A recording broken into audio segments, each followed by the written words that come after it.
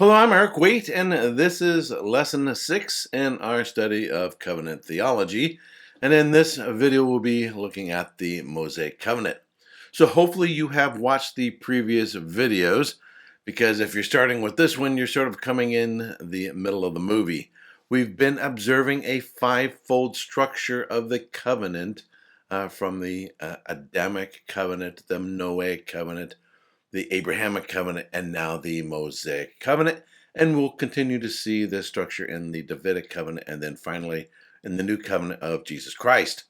So, approximately 430 years after the death of Abraham, the Lord resumes his restorative covenant at Mount Sinai.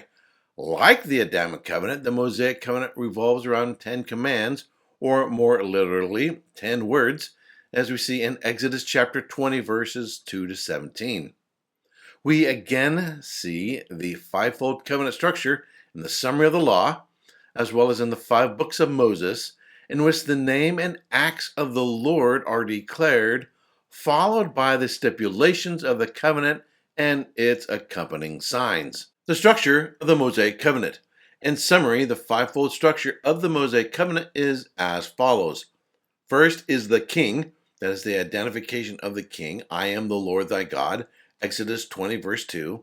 Second is the gospel, and an accounting of the historical saving events that led to the establishment of the covenant. Who brought you out of the land of Egypt, out of the house of slavery. Exodus 20, verse 2. Third is the law. That is the stipulations or terms of the covenant. The thou shalts in Exodus 20, verses 3 to 17. Fourth, the penal sanctions, a warning of judgment against anyone who was not faithful. Exodus 20, verse 7, for the Lord will not leave him unpunished. And reject God's laws and breaking covenant. Leviticus 26, verses 14 to 46. But a promise to those who maintain fidelity. So you shall keep my statutes and my judgments, by which a man may live if he does them. I am Yahweh. Leviticus 18, verse 5. And then finally, the signs, a means of confirming the covenant. Circumcision from the Abrahamic covenant with the addition of the Passover meal. Now, these are just examples of these 5 points of the covenant. There are more meals or feast days than just the Passover. The important thing to observe is this repetition of first is the identification of the king in relationship to the vassal or the servants. The second is the acts of the king. What did the king do for the vassal or the servant? We call this the gospel. In the Adamic covenant, it was the creative acts. After the Adamic covenant, it is the redemptive acts, redemptive and restorative, the saving acts of the king. Third is the law. That is, what is the vassal or servant required to do? And then fourth is the penal sanctions. So what happens if the servant or the vassal isn't faithful, doesn't believe, and then obey the king? And then finally, the signs, a means of confirming the covenant. What has to be kept in mind here is in the redemptive covenants, there's a means of forgiveness of sin. And in the Mosaic covenant, we have types and shadows, which are a prefigure of Christ, as we read about in the epistle to the Hebrews. While the 10 Commandments are a summary of the Mosaic covenant, the rest of the law in Numbers, Deuteronomy, and Leviticus further explain how these commandments were to be applied to daily living. What needs to be clearly understood is that the covenant, which the Lord establishes with his people, is not a business contract or just a land lease agreement between a landlord and a tenant. Rather, it is pictured throughout the Old Testament as a husband-bride relationship that reflects the original one man and one woman relationship, as we read about in Genesis 2:24, and is confirmed by Jesus in Matthew 19:5 and the Apostle Paul in Ephesians 5:21. The law, as do all of God's commands, begins with the gospel of the Old Covenant, God's redemption of his bride from bondage. We read about this in Isaiah 54, verses 5 to 6, and Jeremiah chapter 2, verse 2. This is the very same act that we later see Boaz do for his bride in Ruth chapter 4. At Sinai, the Lord was bringing to himself his bride Israel, who had been redeemed. Yahweh is the near kinsman redeemer that we read about in Ruth chapter 4. What follows in the commandments is a series of wedding vows that Israel was to keep as an act of love towards her husband. Exodus 23, you shall have no other gods before me. And we see that even today in wedding vows, this forsaking of all others and this total fidelity to the one to whom you're being betrothed. Throughout the scriptures, the Lord equates the seeking after other gods, that which is worshipped by the surrounding nations, as a form of spiritual adultery. Jeremiah 2:20, Ezekiel 16:32, Ezekiel 36 verses 16 to 18, and Hosea chapter 1 verse 2. This was the chief sin for which Israel was sent into exile, and it was the precursor to all of her other sins. Israel was commanded to have no other God as her husband. After the rejection of Christ, the nation was divorced and became the great whore of Babylon that we read about in Revelation 14:8, Revelation 17:5, Revelation 18:2, 10, and 21. We then read in Exodus 20 verses 4 to 6, you shall not make for yourself an idol or any likeness of what is in heaven above, or on the earth beneath, or in the water under the earth. You shall not worship them or serve them, for I, the Lord your God, am a jealous God, visiting the iniquity of the fathers on the children, on the third and fourth generations of those who hate me, but showing loving kindness to thousands, to those who love me and keep my commandments. The husband-bride language could not get any stronger than in this commandment. When a spouse is unfaithful, the other becomes jealous. For a wife who is redeemed by a loving husband, to commit adultery is an act of hatred towards the husband. What the law, these marriage vows, requires is, love me and keep my commandments. The requirement of the new covenant is the same as Jesus said to his bride, the church, if you love me, you'll keep my commandments. John chapter 14, verse 15. In fact, to love God and our neighbor is the summary of the law and is at the very core of the holiness code of Leviticus 18 to 20. As Jesus said, on these two commandments depend the whole law and the prophets. Matthew chapter 22, verses 37 to 38 and verse 40. The rest of the marriage vows goes on in the following manner in Exodus chapter 20, verses 7 to 17. You shall not take the name of the Lord your God in vain. Remember the Sabbath day to keep it holy. Honor your father and your mother. You shall not murder. You shall not commit adultery. You shall not steal. You shall not bear false witness against your neighbor. You shall not covet. Some might object to viewing Israel's encounter with the Lord at Sinai as a wedding ceremony, but how does a bride respond after the minister reads her the wedding vows? Does she not say, I do? This is exactly what we find Israel saying when she is betrothed and the wedding vows have been read in Exodus 19, verse 8, 24, verse 3 and 7. All that the Lord has spoken we will do. In the new covenant, as well as the old, the Lord requires the faith that justified Abraham, Genesis 15:6. And in response to this redemption, he wants his bride to love him. In the new covenant, the Lord requires the exact same thing, and Paul makes his entire argument for the inclusion of the Gentiles by faith on the old covenant. Romans chapters 3 to 4. In fact, Paul makes it clear that the true Israelites were always those who were of faith. Romans chapter 9 verse 6. And that circumcision of the flesh in itself was nothing. It was always the circumcision of the heart that constituted whether or not one was a true Jew. Deuteronomy chapter 10 verse 16, Deuteronomy 36, Jeremiah 4:4, and Romans 2:29. The true children of Abraham have always been those who lived by faith, and this was testified to by the law and the prophets. Romans chapter 3, verses 21 to 30. One of the clearest texts that the New Covenant is not any less demanding than the Old Covenant is Paul's love chapter, 1 Corinthians 13. Paul reminds the church of their covenant wedding vows of the law of God and that their behavior towards each other and towards God is not in keeping with their promise to love their husband.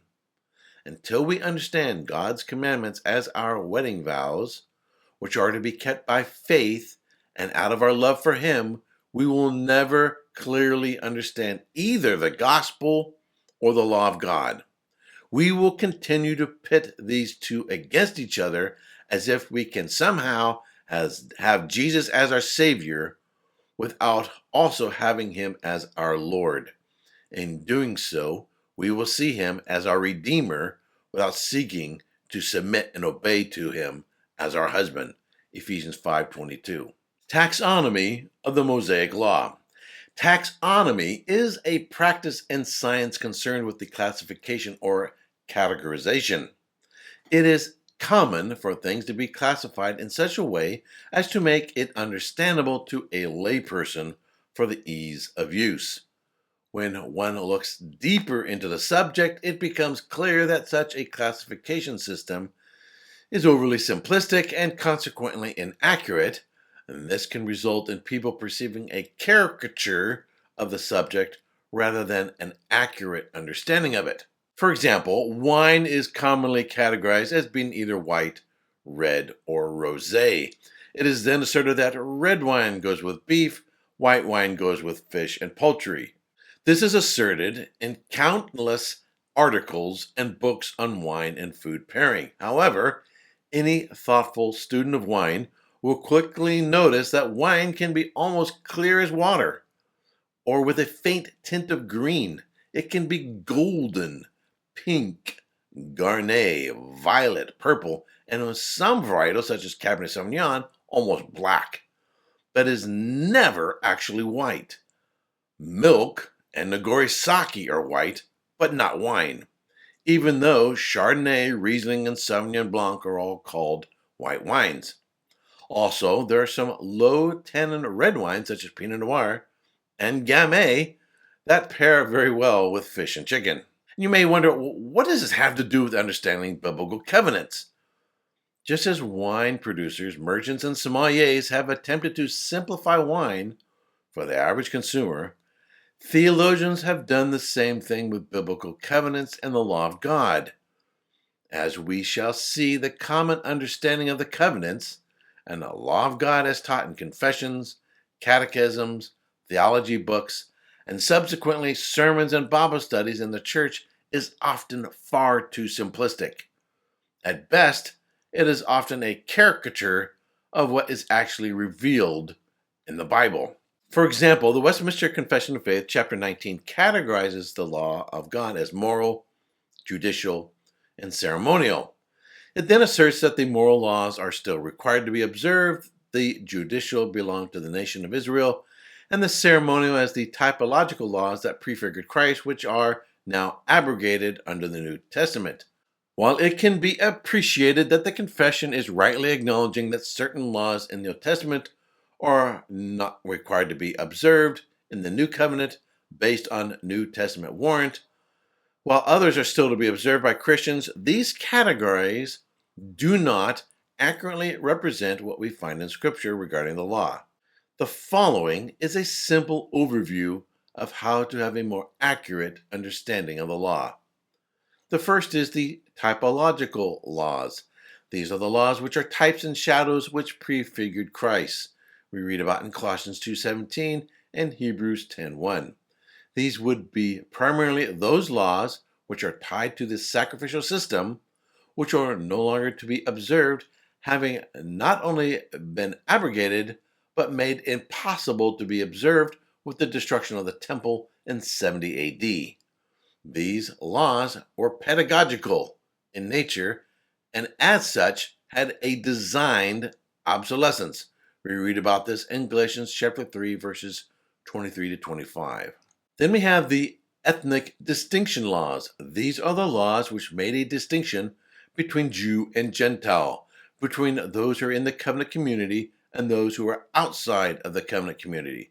Such laws include the rite of circumcision, Genesis chapter 17, verses 10 to 11, the command to not mix different types of seeds, Deuteronomy 22:6, different linens, Deuteronomy 22:11, and different breeds of animals, Leviticus 19:19. These laws provided an analogy for an observable distinction between Jew and Gentile. Many of these laws were pedagogical in nature and, as such, had a designed obsolescence. Galatians 3:23 to 25, Acts 10:13 to 15, and Acts 10:28. However, the underlying spiritual or moral aspect may carry over into the new covenant. For example, there was a prohibition of intermarrying foreigners of a different religion, Deuteronomy chapter 7, verses 3 to 4. In a similar manner, the Apostle Paul prohibits Christians from marrying non-Christians, 2 Corinthians 6:14. Then we have moral laws. These are the laws which cannot be rendered obsolete, for they are a reflection of the moral character of God, Leviticus 11:44, 1 Peter 1:16, and Ephesians 5:1 to 2.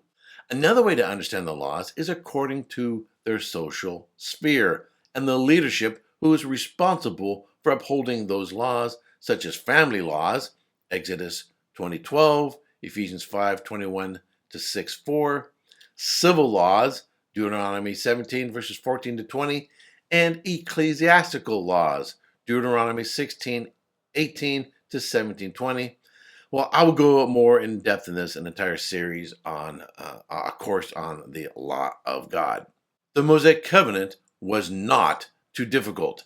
It is commonly held that the Mosaic Covenant and the law of God was a proposition, a kingdom offer given to the nation of Israel that could either remain in the Abrahamic covenant or choose to enter the Mosaic Covenant, to which they replied, "All that the Lord has spoken we will do," Exodus 19:8. It is then said that the purpose of the Mosaic Covenant was to prove the impossibility of autosoteriology, that is, self-salvation, of the do this and live, Leviticus 18:5. Then, when Israel failed to do so, the new covenant returned God's people to the promises of the Abrahamic covenant. Some who hold to this scheme also assert that the Mosaic covenant was to some degree a reinstitution of the Adamic covenant, interpreted as a covenant of merit. This scheme is found in both dispensationalism and ethical intrusionism, which views redemptive history as alternating between economic periods of law, that is theonomy, and periods of grace, or common grace. The Mosaic Covenant and its stipulations are then viewed as eschatological intrusions of a theonomic period, the periods of law which are not applicable outside of the church, as the rest of the society is to be governed by natural law. Well, I'll go further into this subject in another course on the law of God. This is a total mischaracterization of the purpose of the Mosaic Covenant and is absolute distortion of the law of God, as we go on to read in Deuteronomy chapter 30, verses 11 to 20. Now, what I am commanding you today is not too difficult for you or beyond your reach. It is not up in heaven, so that you have to ask, who will ascend into heaven to get it and proclaim it to us so we may obey it? Nor is it beyond the sea, so that you have to ask, who will cross the sea to get it and proclaim it to us so we may obey it? No, the word is very near you. It is in your mouth and in your heart, so you may obey it. See, I set before you today life and prosperity, death and destruction. For I command you today to love the Lord your God, to walk in obedience to him, and to keep his commands, decrees, and laws. Then you will live and increase, and the Lord your God will bless you in the land you are entering to possess. But if your heart turns away and you are not obedient, and if you are drawn away to bow down to other gods and worship them, I declare to you this day that you will certainly be destroyed. You will not live in the land you are crossing the Jordan to enter and possess. This day I call the heavens and the earth as witnesses against you that I have set before you life and death, blessings and cursings. Now choose life so that you and your children may live and you may love the Lord your God. Listen to his voice and hold fast to him, for the Lord is your life, and he will give you many years in the land he swore to give your fathers, Abraham, Isaac, and Jacob.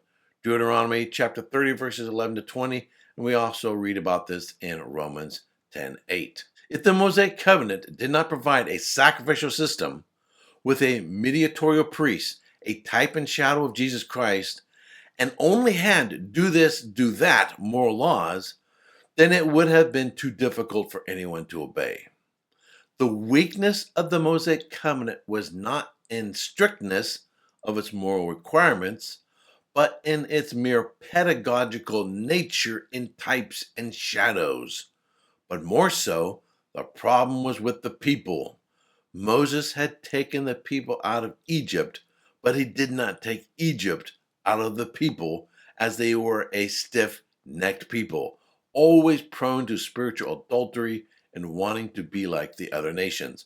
We read about this in Exodus 30, verse 3, Deuteronomy 9:13, Nehemiah chapter 9, verse 16, and Acts 7:51. The penal sanctions of the Mosaic Covenant. One of the chief penal sanctions in the Mosaic Covenant is being exiled from the land. They had an exodus out of the bondage of Egypt, and if they wanted to be like the Gentiles, they would have an exodus out of the promised land. Throughout the scriptures, the idea of being driven out from the land is also referred to as being cut off. Genesis 17:14 and Leviticus 18:29, or vomited out. Leviticus 18:28 and Revelation 3:16, or what we might refer to today as excommunicated. This pattern of being cut off, vomited out, or excommunicated from the land due to breaking covenant with God is seen repeatedly throughout redemptive history. In the Abrahamic covenant, this is my covenant which you shall keep between me and you and your descendants after you. Every male among you shall be circumcised. But an uncircumcised male who is not circumcised in the flesh of his foreskin, that person shall be cut off from his people. He has broken my covenant. Genesis 17:10 and verse 14.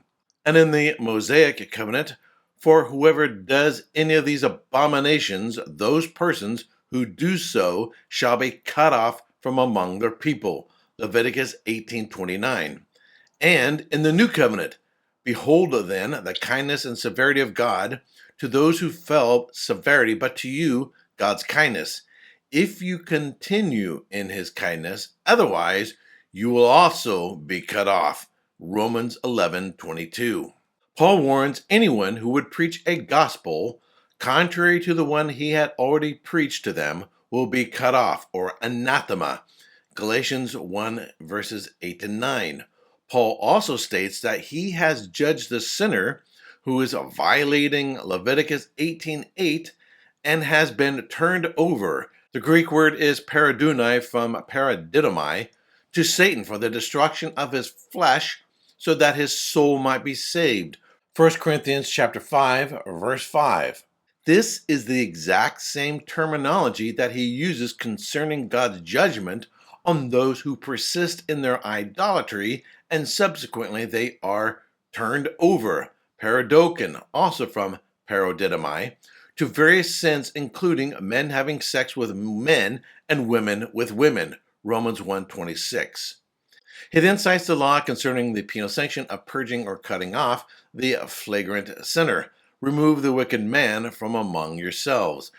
1 Corinthians 5:13. See Deuteronomy 17:7, 19:19, 21:21, 22:21, and 24:7, in which we read, "So you shall purge the evil from your midst." This injunction is the same punishment as the minimal penal sanction mandated in the law.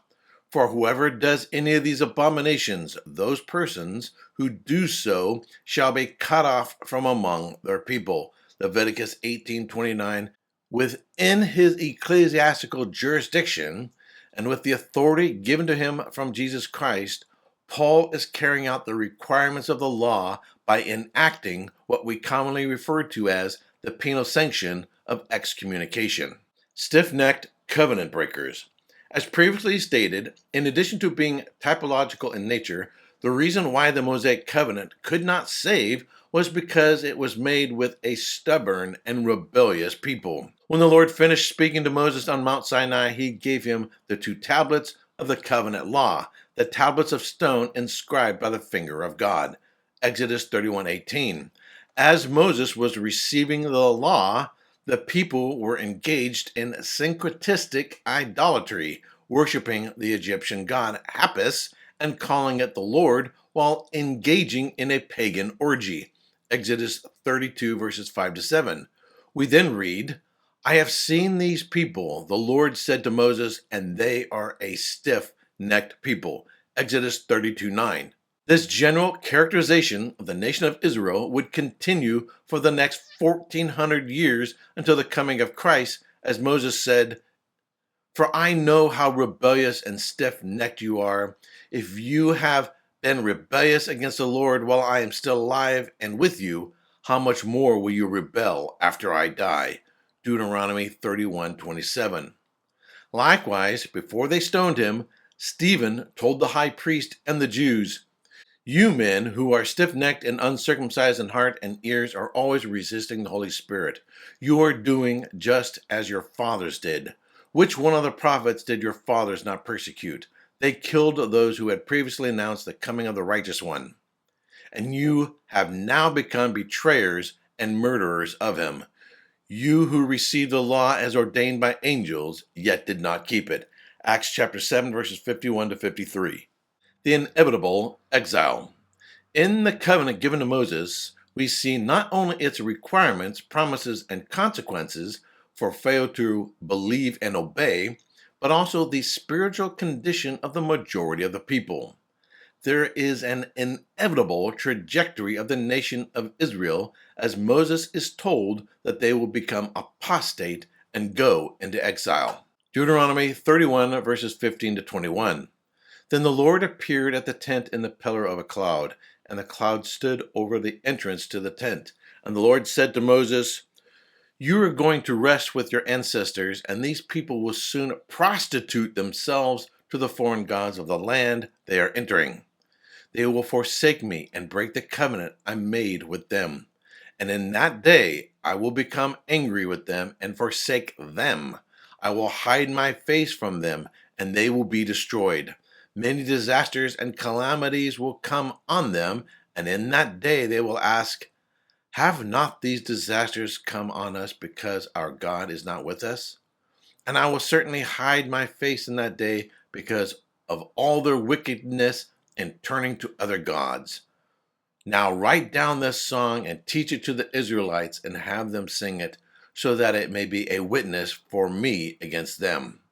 When I have brought them into the land flowing with milk and honey, the land I promised on oath to their ancestors, and when they eat their fill and thrive, they will turn to other gods and worship them, rejecting me and breaking my covenant. And when my disasters and calamities come on them, this song will testify against them, because it will not be forgotten by their descendants. I know what they're disposed to do even before I bring them into the land I promised them on oath. The cycle of whoredom. Their stiff-neckedness led the nation of Israel to want to be like the other nations religiously, we see in Exodus 32, and politically, as they asked Samuel, appoint us a king to judge us like all the nations, 1 Samuel 8:5. Israel was in a repeated cycle of apostasy and deliverance. They would rebel and engage in idolatry, then be judged by being turned over to the Gentiles. Then they would cry out for deliverance only to repeat the sin again. Read the entire book of Judges. This went on from around 1400 BC until the destruction of the temple in 587 BC, 800 years later. The following are just a few examples. One, Israel wanted religious syncretism, wanting to worship like the Gentiles and worshiping the golden calf, the Egyptian god Apis, and yet calling it the Lord who delivered them from Egypt, and involved in sexual orgies. Exodus 32, Deuteronomy 8:7-29, and 1 Kings 12:28. Second, Israel wanted to be ruled like the Gentiles. 1 Samuel chapter 8, verses 5-20. Third, Israel constantly complained against the Lord and wanted to go back to Egypt. Why did you bring us out of Egypt? See Numbers 14, Numbers 21, and Numbers 32. Fourth, Israel repeatedly worshiped the gods of the Gentiles, Baal, Molech, and Asherah, which involves sexual sin. Numbers 25, Judges 2, 10-23, Judges chapter 3, verses 5-6, Judges 8:33, Judges 10, 6-15, and 1 Kings 3:2. Fifth, the Israelites, beginning with King Solomon, in violation of Deuteronomy 7, verses 2-4 and 19, made treaties with the Gentile nations, intermarried with them, and worshiped their gods. 1 Kings 3:1, 1 Kings 11:4, and Ezra 10:44. The kingdom divided. The nation of Israel was united under the monarchy of King Saul, King David, and King Solomon, and the reign of Solomon represented a period of relative peace and prosperity. However, contrary to the law of God, Solomon made an alliance with Pharaoh, king of Egypt, and married his daughter. 1 Kings 3:1. Thus the seeds of apostasy were sown. As prophesied by Samuel to the people when they demanded a king in order to be like the Gentiles, 1 Samuel 8:11-18, Solomon heavily taxed the people and had forced labor policies which, along with his unlawful marriages to foreign women and subsequent idolatry, led to divine disfavor. Deuteronomy 17:17. The prophet Ahijah foretold the division of the kingdom as a consequence of Solomon's apostasy. 1 Kings 11, verses 11-13. Upon Solomon's death, his son Rehoboam ascended to the throne. The people, led by Jeroboam, approached Rehoboam at Shechem, requesting relief from the heavy burdens imposed by Solomon. Rehoboam, rejecting the counsel of the elders to lighten the load, instead heeded the advice of his younger advisors to increase the burden. 1 Kings chapter 12, verses 1-15. This decision led to the rebellion of the 10 northern tribes, who declared their independence and made Jeroboam their king, thus forming the northern kingdom of Israel. Rehoboam retained control over the tribes of Judah and Benjamin, forming the southern kingdom of Judah. 1 Kings chapter 12, verses 16-20. Consequently, around 930 BC, Israel was divided into two separate kingdoms: the kingdom of Israel, that is the northern kingdom, and the kingdom of Judah, the southern kingdom. What is often missed by commentators is, as previously stated, the people in the rebellion against the Lord who brought them out of Egypt wanted to be like the Gentiles religiously, Exodus 32, and politically, 1 Samuel 8. Ancient Egypt was divided into two distinct regions, Upper Egypt and Lower Egypt. Lower Egypt, to the north, was where the Nile stretched out with its several branches to form the Nile Delta. On the other hand, Upper Egypt, to the south, extended all the way to Aswan. The Hebrew word for Egypt is Mitzrayim. See Genesis 10:6. It is plural due to the plurality of the nation in its division. If the people of Israel wanted to be like the Gentiles, particularly the Egyptians, they too would become divided with a northern and southern kingdom. The kingdom of Israel, the northern kingdom. The northern kingdom, with its capital initially in Shechem and later in Samaria, was characterized by political instability and idolatry. Jeroboam repeated the sin of idolatry committed in Exodus 32 by establishing gold calves at Bethel and Dan, leading Israel into sin. 1 Kings chapter 12, verses 28-30. The northern kingdom experienced a series of dynastic changes and was plagued by internal strife and external threats. Prophets such as Elijah, Elisha, Amos, and Hosea ministered during this period, calling the people back to covenant faithfulness. Despite these prophetic warnings, the northern kingdom continued in its apostasy until it fell to the Assyrian Empire in 722 BC. 2 Kings 17:6. The kingdom of Judah, the southern kingdom. The southern kingdom, with its capital at Jerusalem, maintained the Davidic line of kings until the temple was destroyed. While Judah had periods of religious reform under kings like Asa, Jehoshaphat, Hezekiah, and Josiah, it also experienced times of idolatry and moral decline. Prophets such as Isaiah, Micah, Jeremiah, and Habakkuk warned of impending judgment and called for repentance. Despite these efforts, Judah's persistent unfaithfulness led to its conquest by the Babylonian Empire, culminating in the destruction of Jerusalem and the temple in 586 BC. 2 Kings chapter 25, verses 8 to 10. The captivity of Judah was accomplished by three distinct invasions of the Babylonians and covered a period of 20 years. First was the first invasion and captivity. This was in 607 BC, at which time Daniel and his friends, along with others, were carried into captivity. 2 Kings 24:1, Jeremiah 25:1, and Daniel chapter 1, verses 1 to 7. The second was the second invasion and captivity. This was 597 BC, at which time King Jehoiakim and 10,000 of the people were carried into captivity. Among these were Ezekiel and one of the ancestors of Mordecai, the cousin of Esther. 2 Kings 24, verses 10 to 16, Ezekiel 1, verses 1 to 2, and Esther 2, 5 to 6. Third, the third invasion and captivity. In 587 BC, Jerusalem was conquered, and in its walls and palaces, as well as the temple, were destroyed and the inhabitants carried away into exile. 2 Kings 24:18, 2 Kings 24, verses 1 to 27, 2 Chronicles 36, 11 to 21, and Jeremiah 52, verses 1 to 11. This is the end of the southern kingdom.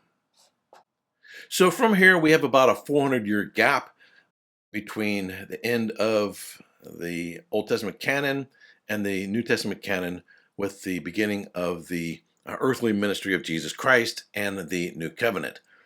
Now, there are no prophets during this time period. However, that doesn't mean that nothing goes on. I highly recommend reading 1st and 2nd Maccabees, that even if they're not canonical, they seem to have valuable historical information. I would like to do a whole lesson on 1st and 2nd Maccabees, but it doesn't really fit in a course on covenant theology. I will, however, at some point do a video on 1st and 2nd Maccabees. But to sum it up, the important elements we could get from 1st and 2nd Maccabees. First, there is no prophet in the land. 1st Maccabees 14:41. Second, high priests are being appointed who are not Levites and also act as rulers or governors, although they are not referred to as a king. Third, there are Hellenized Jews who act like their forefathers in their apostasy. Fourth, there are militant Jews who strive to keep the Jewish identifiers, that is the law, particularly circumcision, feast days, clothing laws, and kosher laws, and fight against the Gentile forces and the Hellenized Jews. Fifth, the emphasis of the militant Jews is remove the idols, cleanse or rebuild the sanctuary, maintain circumcision, even if by force, maintain the Sabbath, and die a hero, savior of Israel. 6. The main point of contention is the Greek way of life versus Jewish customs to observe food laws. 7. The leaders of the militant Jews become national heroes, and some of the apostles in the Gospels are named after them, including Judas, Jonathan, John, Simon, and Matthias. The name Matthias that we find in the book of Acts is derived from the Hebrew name Matthias, meaning gift of Yahweh. Essentially, Matthias in the book of Acts is a shorter Greek version of Mattathias. 8. 2nd Maccabees emphasizes martyrdom rather than victory over the adversaries or the Gentiles. 2nd Maccabees 6:31. 9, there is no mention of expression of hope in a coming Messiah. And 10, 2nd Maccabees has several references to the resurrection of the dead, but it also refers to paying money to pay for the sins of those who died as idolaters. 2nd Maccabees 12:44-45. So from that you can see why Protestants wouldn't want to include it into the canon. Now the reason why 1st and 2nd Maccabees are not included in the canon are, first of all, the Jews didn't accept them, and this is what was required to be passed on and held onto, as Paul exhorted Timothy to hold on to that which you've had since your childhood. Now, the reason why Jews didn't accept them is because they're not written in Hebrew. They weren't written in the Holy Tongue. Second, doctrinally, as I just read there, this idea of paying for even an idolater's sin, that somehow by paying money you can buy someone's way out or out of purgatory or hell or whatever else. Third, even the author of 2nd Maccabees, he basically says, well, this is the best I could do in writing this. Having spent a lot of time studying these, it doesn't read like an inspired book, right? So I've covered this more in detail in my course on Bibliology. So my perspective is, while 1st and 2nd Maccabees are not inspired, they're not breathed out, they don't belong in the canon, yet I do believe they contain a lot of historical, valuable information that gives us an idea of the cultural, sociological, and even theological setting of the first century in terms of understanding what were the Jews expecting of a Messiah. They're looking for someone to get the Gentiles out of their land. It explains the militancy of those who are holding to these Jewish distinctives because they don't want to repeat the error of their forefathers. It also explains the animosity between Hellenistic Jews and Jewish Jews, or as Paul referred to himself, a Hebrew of Hebrews, that there is this tension between them that carries over into the church. Alrighty, I hope you've benefited from this lesson. I know I covered a lot in this lesson, but in our next video, we'll pick up with the new covenant in Jesus Christ. All right, until next time, may the Lord richly bless you.